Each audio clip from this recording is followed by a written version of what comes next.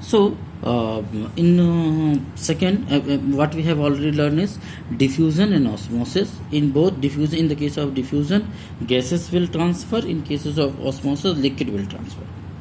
From where to where? From higher concentration to lower concentration. Here also from higher to lower. For diffusion, it may be the membrane is selective permeable or semi-permeable, and it may be the normal membrane also. In both the cases, diffusion will take place. But in case of osmosis, it must be selective permeable membrane. So this is the condition. You can also use it as a differentiation between diffusion and osmosis. Now, before moving to this, we have to concentrate on two words. First one is higher concentration. What is this concentration? Concentration is, suppose we will take 1 liter of water.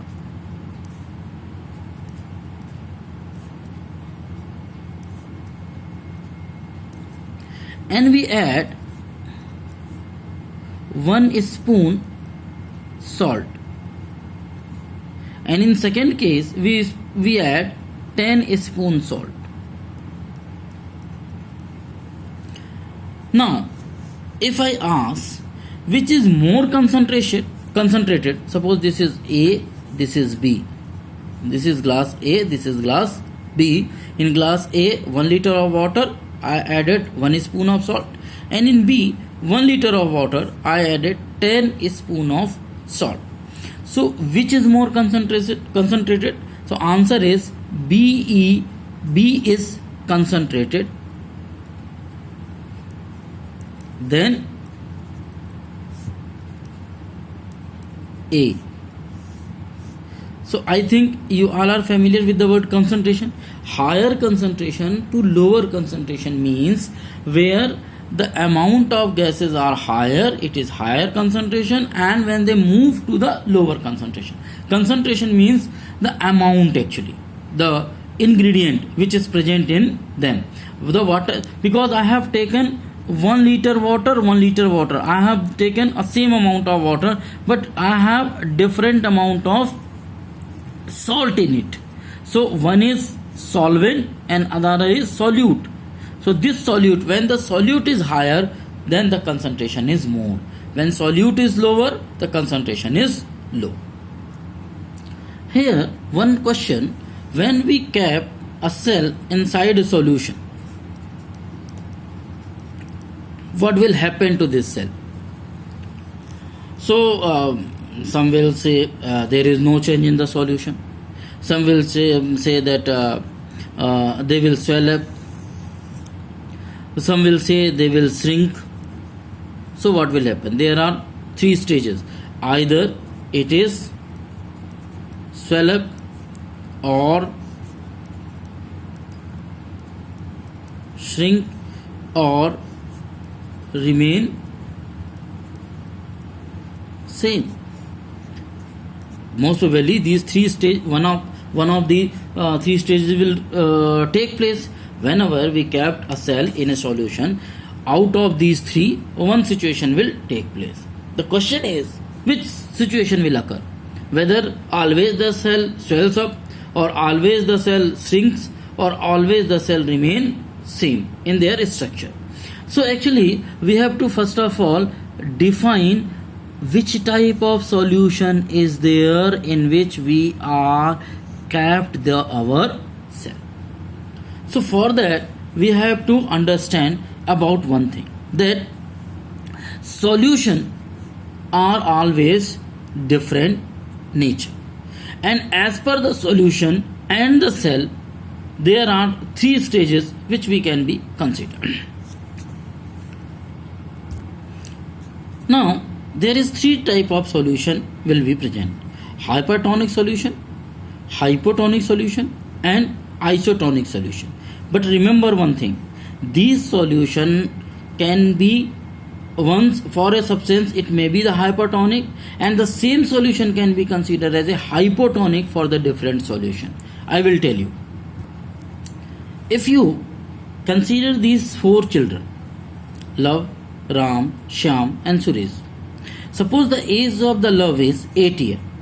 So when I compare these love and Ram, what I used to say that love is younger than Ram और Ram बड़ा है love से.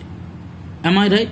But Ram always not older than everyone, because when we consider or when we equate with the Syam age is more than Ram. So for when we comparing these two children, he is older, but when we consider these two children, he is older, he is younger. Is it clear? कहने का मतलब ये हुआ कि चार बच्चों में जब हम कंसीडर कर रहे हैं तो हम देखते हैं, जब हम इन दोनों इन चार को और दो को भूल जाइए, आप केवल आप इन दो को देखिए तो आपको लगेगा बड़ा कौन है. यदि मैं इन दोनों को दिखाकर पूछूं तो स्वाभाविक है आप कहेंगे राम बड़ा है. लेकिन अगले ही पल मैं इसको लव को हटा दूं और इस श्याम को दिखा दूं, अब कहूं अब कौन बड़ा है, तो आप कहेंगे श्याम बड़ा है. सो 2 मिनट पहले या 1 सेकेंड पहले तक राम बड़ा था, लेकिन जैसे ही उससे ज़्यादा बड़ा कोई व्यक्ति आ जाएगा ये अपने आप क्या हो जाएगा, छोटा हो जाएगा. ठीक उसी तरीके से सॉल्यूशन के साथ भी होता है कि सॉल्यूशन में एक सॉल्यूशन यदि कोई हाइपरटोनिक है तो वो सब दिन हाइपरटोनिक नहीं रहेगा. यदि उसके सामने कोई दूसरा हाइपरटोनिक सॉल्यूशन आ गया तो ऑटोमेटिकली ये वाला सॉल्यूशन क्या हो जाएगा, हाइपोटोनिक हो जाएगा. या अभी मैं हाइपरटोनिक और हाइपोटोनिक की मैं बात शायद आप वर्ड से बहुत ज़्यादा फेमिलियर ना हो, बट आप ये समझने की कोशिश कीजिए कि 1 मिनट पहले तक राम सबसे बड़ा था, लेकिन जैसे ही उससे बड़ा कोई श्याम आ गया राम अपने आप क्या हो जाएगा, उसके सामने छोटा हो जाएगा. ठीक वैसा ही होता है. सपोज कीजिए हाइट के मामले में कह दूं कि सपोज करूं एज ना मान के मैं हाइट मान लूं कि ये 8 मीटर जो है तो या 8 फीट जो है तो क्या नाम से लव की हाइट है, 10 फीट जो है तो राम की हाइट है, 15 फीट मान लीजिए श्याम की हाइट है. तो जब तक श्याम नहीं था तब तक सबसे लंबा कौन था, राम. लेकिन जैसे ही श्याम आया सबसे लंबा कौन हो गया, श्याम हो गया, और राम क्या हो गया, वो छोटा हो गया. तो ठीक उसी तरीके से सॉल्यूशन के साथ भी होता है. यानी सॉल्यूशन दरअसल रिलेटिव होते हैं जब उनके सामने को, तो ये हम हाइपरटोनिक जो तीनों तरीके के सॉल्यूशन हैं ये एक दूसरे के रिलेटिव हैं.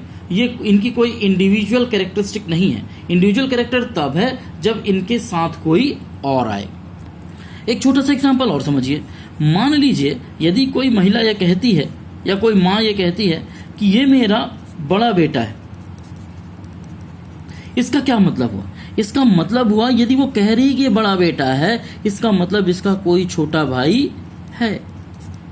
अदरवाइज माँ कहती कि ये मेरा बेटा है. ठीक उसी तरीके से यदि माँ कहे कि मेरा छोटा बेटा है, इसका मतलब है उसका कोई बड़ा भाई है. तो हम जब छोटा और बड़ा शब्द तभी लगाते हैं जब एक से ज़्यादा को हमें जो है तो इंडिकेट करना हो. ठीक वैसे ही हाइपरटोनिक, हाइपोटोनिक, आइसोटोनिक ये तीनों शब्दों का उपयोग हम तब करते हैं सॉल्यूशन में जब हम किन्हीं 3 सॉल्यूशन को अलग अलग आइडेंटिफाई करना हो. एक और एग्जांपल से हम जो है तो क्या नाम से हाइपरटोनिक, हाइपोटोनिक, आइसोटोनिक सॉल्यूशन को समझने की कोशिश करते हैं.